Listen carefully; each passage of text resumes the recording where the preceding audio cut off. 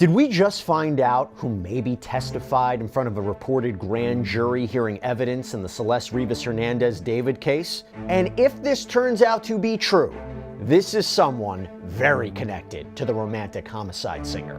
Let's discuss. Welcome to Sidebar, presented by Law&Crime. I'm Jesse Weber. Now, I have to say this real quick. If you're putting things out on social media, if you're in the content creation game, you might be wondering how we're able to share so many clips from all of these stories so quickly. Well, the answer is it's a secret.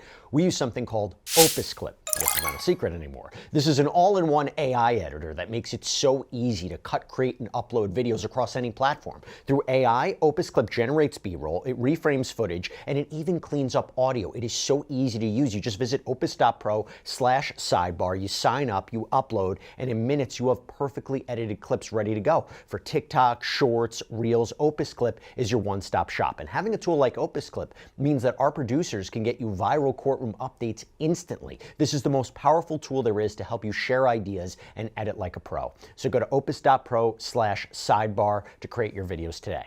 Got the latest in David we got to talk about. Okay, so where we last left off, we told you that it was being reported that a grand jury had been impaneled, right, to hear evidence in connection with the death of 14-year-old Celeste Rivas Hernandez, whose dead body was found in the trunk of a Tesla that was registered to the romantic homicide singer back in September out in LA. Now, there have been no arrests in connection with this case. There have been no charges. It was reported that David is being considered a suspect by the LAPD. But look, we can't even 100% confirm that a grand jury is in fact hearing evidence because grand juries are secret. They're supposed to be secret. It's not going to be confirmed by authorities. However, law enforcement sources apparently helped to confirm this, according to the LA Times. And according to the LA Times, they cite how in a court filing in this case, there is a reference to a GJ number, a grand jury number. I'll talk about that a little bit more because it was reported that there is an investigative grand jury that has been hearing evidence in this case for some time.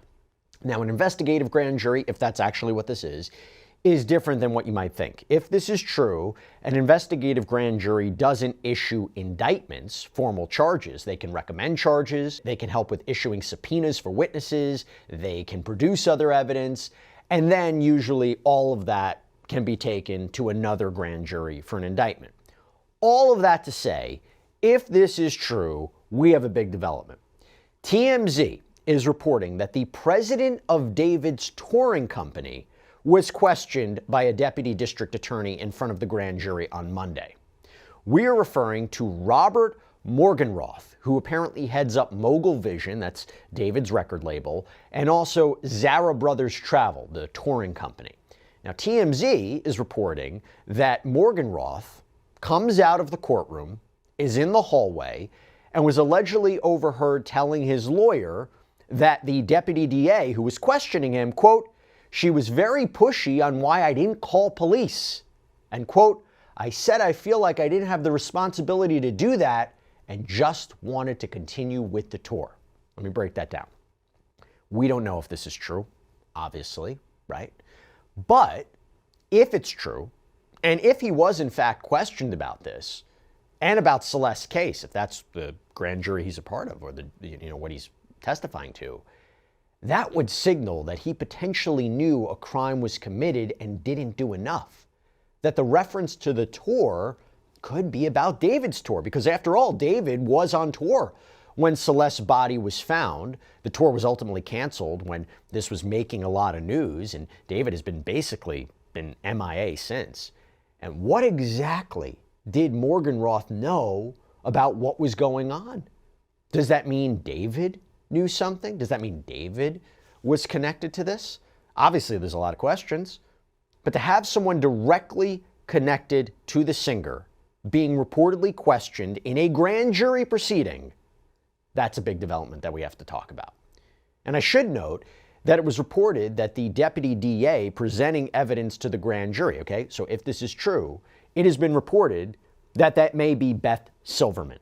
She is a career prosecutor who apparently handles some very big high-profile murder cases in the county. She once received the Centurion Award for Excellence in cold case investigations with technical support. She was the one who prosecuted Samuel Little, the most notorious serial killer in American history. Got 3 convictions against him. She is a big deal. Now, as we're trying to sort out that grand jury information, I have to also mention something else, another development. This is with respect to Steve Fisher. We've had him on the show before. He is the private investigator who was hired by the owner of the property that David was reportedly staying at, which was near where the Tesla with Celeste's body that was found inside. That property had been subject to a search warrant by police, by the way. So look, Steve has been quite vocal about his investigation. Obviously, he doesn't share all the details about what he has found, but he posted this on X, and we got to talk about it. Quote, "What's done in the dark will come to the light. Tomorrow morning, I have been ordered to appear in the Los Angeles County Criminal Court for an order to show cause hearing for contempt. I was not served with a summons to appear in court. I was not given a complaint outlining the alleged contempt to respond to. There is no case number, and I do not appear anywhere on the court's public docket. I was handed a handwritten note from a deputy district attorney on Friday and told to appear Tuesday morning." He also appears to have posted that note. "A punishment hearing in criminal court that is not even assigned the case number, seemingly because they do not want this to be public information. Love me or hate me, this should concern you. The fact that this is happening in our criminal court system is terrifying. That is why I'm going public before the hearing tomorrow, which I will not be attending, so that the public and the press are aware of what is happening. Here is the backstory. Recently, I testified on 2 separate days as a witness before a grand jury. When I was served with the subpoena for the first day of testimony, 2 detectives came to my door at 6 a.m. and instructed me to immediately call the deputy district attorney.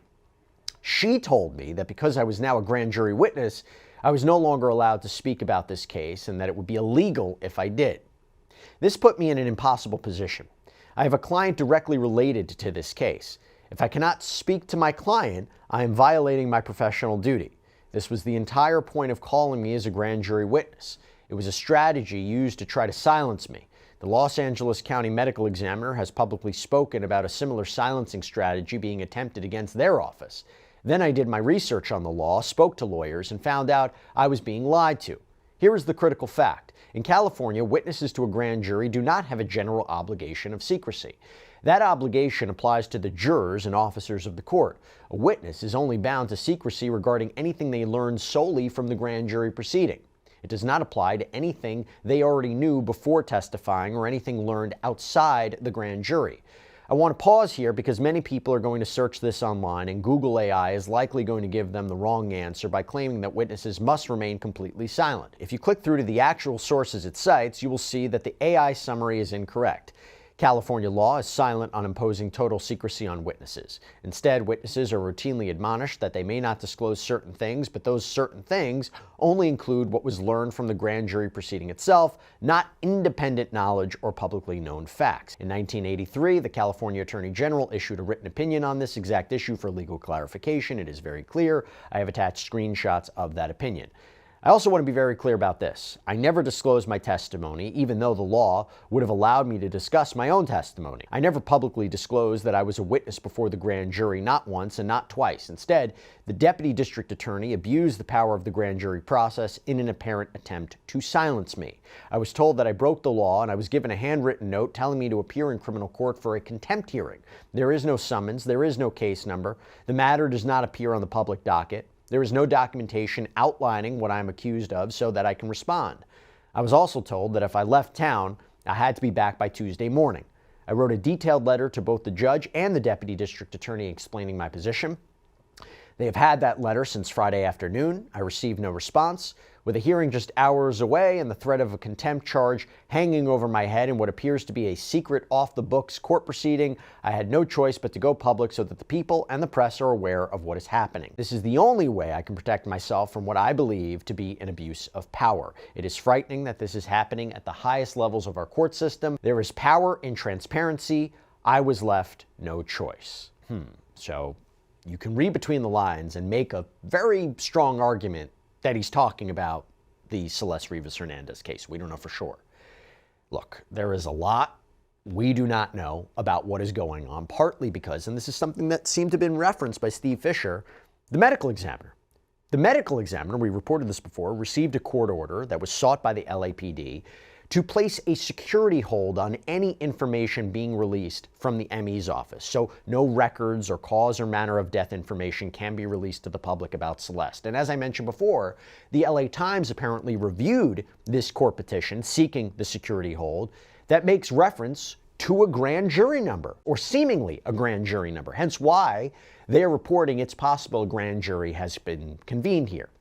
And I will also say, the Robbery Homicide Division of the LAPD released a statement at the end of last month that said the following, quote, "The Los Angeles Police Department is aware of the recent stories posted by various media outlets about the David Celeste Rivas investigation and would like to dispel some information contained in their reporting. The body of Celeste Rivas was not frozen when it was discovered on September 8th, 2025, so that is directly contradicting what was reported by TMZ. They have actually been doubling down on their reporting and their sources. She had not been decapitated. We have evidence that David traveled to the Santa Barbara area sometime during the spring of 2025. The reason for that trip is still under investigation, and we've drawn no conclusions at this point about the relevance of the trip to this case. As far as the court order, the LAPD sought to seal the records of the Los Angeles County Medical Examiner's investigation into Celeste Rivas' death. That order was sought only to ensure detectives from Robbery Homicide Division learned of important information surrounding her death before the media and the public. The order was not sought to undermine transparency. No other information will be provided at this time." I want to make sense of this new development, the grand jury, right? This idea of who may have testified. Let me bring in once again Colin L. Schmitt, retired FBI agent, president, CEO of Kronos Litigation Experts. Thank you so much for coming on. Really appreciate it. Let's start here. How much credence do you give to the idea that we really know there is a grand jury being impaneled and that we really know who is testifying in front of the grand jury right now? Because it's definitely possible that this guy, Morgan Roth, was overheard and that he might be testifying in this case. Well, it appears you have multiple data points confirming that there's a grand jury based upon the people who participated in the proceeding. So like you talked about the rules of secrecy, the DA's office and officers of the court, which happen to be robbery homicide detectives, are not going to reveal that information. And that won't, if indeed it is a grand jury and panel, it's not going to come out until after the indictment is filed. And then once that indictment is basically from the grand jury, and that will confirm all of these things that are going on. If it is true that Morgan Roth is testifying, why would they want him to testify? Well, I think generally speaking, in a violent crime, you don't do grand juries on the local level. You do a preliminary hearing, which means you would have a probable cause. You arrest somebody, and then you present your probable cause to a judge, and the judge would determine if you have enough probable cause to support that arrest. I think in this case, the grand jury was impaneled because they want to lock in the witness statements and have no surprises during trial. So I think it's a very effective legal strategy, because you're going to basically have your trial, know what all these people are going to say before you have to put them out in the public. But in terms of that person testifying, if he indeed testified, like I said, it won't be confirmed until there's an indictment. I think having him there as a witness is logical, because he was interacting with their person of interest throughout this whole process, and he is going to have some explaining to do if he indeed understood there was a crime, because there's another law, at least in the federal system, called misprision of felony, which means if you knew there was a crime and you took efforts not to report it, that puts you in some sort of legal jeopardy. So this case is starting to kind of come together, and I think it appears that there may be an indictment here shortly. You mentioned what potential liability could be there if someone knew about a crime and didn't report it. But why grill him about that? Because I thought it was interesting to suggest, what was he told, by whom, when did he know it? Because you have somebody who's directly connected to David. You have somebody talking about the tour.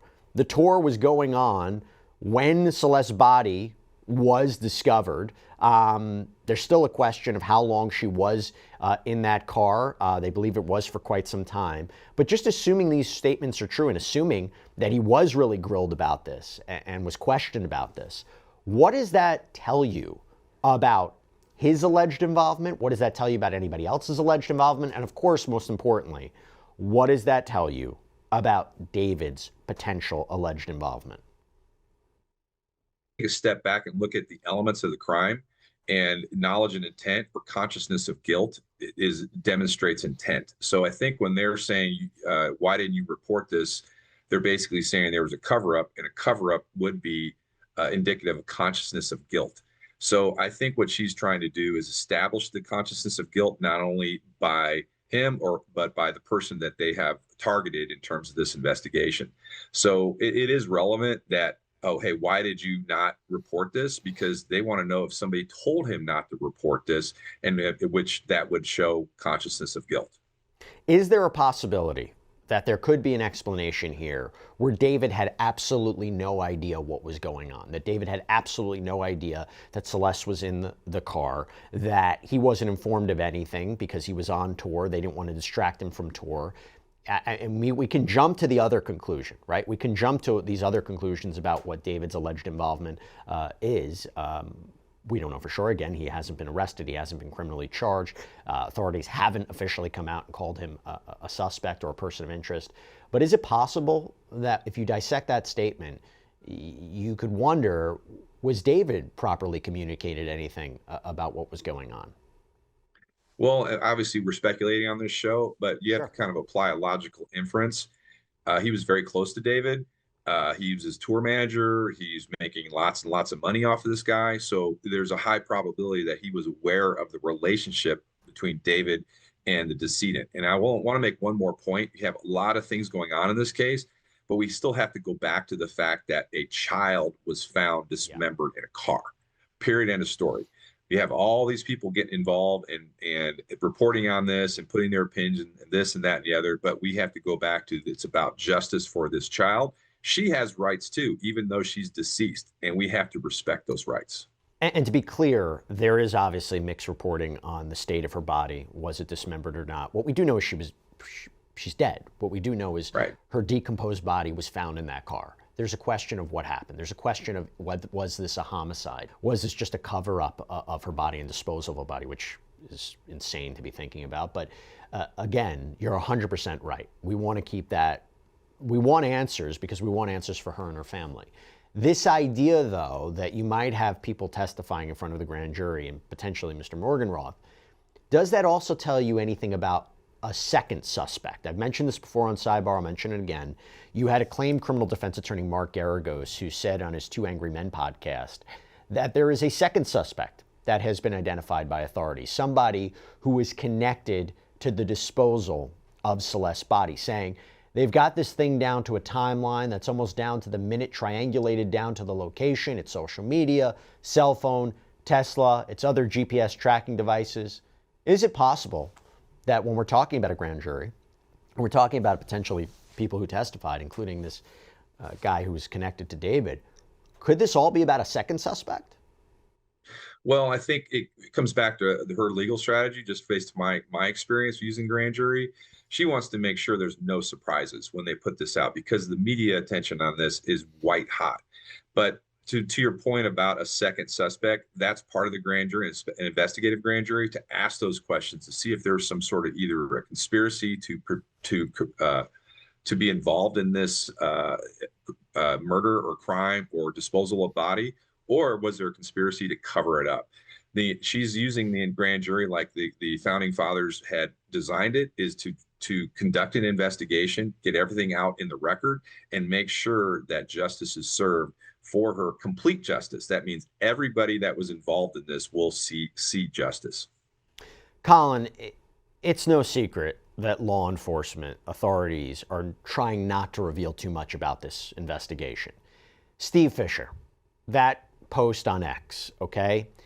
There were a lot of parts in that post that line up with different aspects of this case, talking about his client who's connected to the case, talking about a deputy DA, referring to her as she, possibly Beth Silverman, this idea, testifying in front of a grand jury. We're talking about a potential grand jury here. The ME's office, right? I mentioned that before. His, take on what the ME's office is allowed or not allowed to say is very consistent with what we're seeing. I think it's a fair argument to say this is about the Celeste Rivas Hernandez David case. We don't know for sure. We don't know for sure what Steve is saying. What did you take away from that? His fight back against this, and this idea that also law enforcement and the DA's office, they're trying seemingly to not release any information about what's going on right now. Well, as a former law enforcement officer and somebody who's a private citizen, if I'm asked to participate or assist in finding justice for a child, I'm going to do it. And I'm also a licensed private investigator, which is part of the code of ethics that private investigators in California are under. You know, arguably, you can make that argument where they have to cooperate with law enforcement. But the post was so long, and you have to take a step back and say, what was the harm to him to go back and testify and support this investigation and do what he needed to do and cooperate? If law enforcement asked me as a PI, hey, can you just keep it down a notch and just stay quiet while we get through this, I'm absolutely going to do that. And I'm going to say, tell them whatever you need me to do, I'm going to do. So to his point about he was blindsided by this, it appears to me they were kind of giving him a heads up before they did serve him with a summons to come down. That's what that note was about. But of course, we're only speculating at this point because I haven't talked to this Mr. Fisher about what really happened. Can you still talk to your client about what's going on, about what you testified to in the grand jury? Because his point seems to be also like he's got a conflict here. You say I can't say anything, but I got a client I'm supposed to be reporting to. Well, he's not a lawyer, so there's no private investigator privilege, so to speak, with a client, unless that client is a lawyer and the lawyer has put it under attorney-client privilege. So most likely, no, he has to cooperate, or he has to kind of, keep it down, kind of stop what he's doing, at least until they get through this grand jury phase. But to put that out on X with all of that information and basically airing his grievances, it's really not a good move in my opinion. Okay, let me ask you this. Why is it such a big deal? What is the worst case scenario if the ME's office was allowed to release information?